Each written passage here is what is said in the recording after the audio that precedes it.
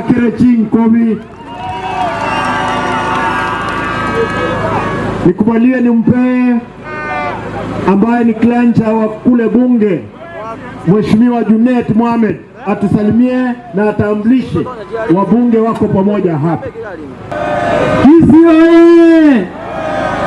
Nikisema ODM unasema tuko tayari. Nikisema tuko tayari unasema linda ground. ODM! ODM!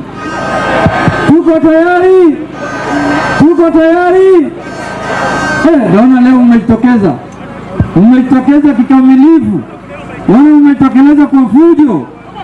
Wangapi wanasema kiongozi ya hapa Kisii ambaye anaenda 2 term na kwenda president ya Kenya ni Simba ya Rati? Nione kwa mkono. Simba ni Simba ama sio Simba? Simba ni Simba sio Simba? Wangapi wanasema Simba ni Simba? Nione kwa mkono. Sasa tuko na wabunge wenzangu wako hapa.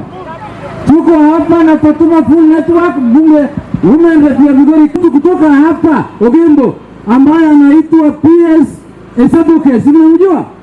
Huyu alipewa kazi na ODM kupitia President William Ruto. Hatuwezi kusahau watu wetu wa hapa Kisii. Na sasa tunataka kufanya mpango wa 2027. Na tukienda 2027 kwenda kunegotiate na vyama vingine, tumesema lazima tukue na Wakisii pamoja. Ndio maana tumekuja leo hapa. Tumesema hatuwezi kuacha Wakisii nyuma. Hawa ndio ODM na ODM ni Wakisii. Tukasema lazima tufike hapa Ugombo tuambie hawa kina Raubaga mchana peupe ya kwamba chochote ODM itafanya pamoja na Wakisii na waweze wacha Wakisii nyuma. Ya mwisho nataka kusema hivi. Hili mnataka kuwa kwa serikali au mnataka kuwa kwa opposition?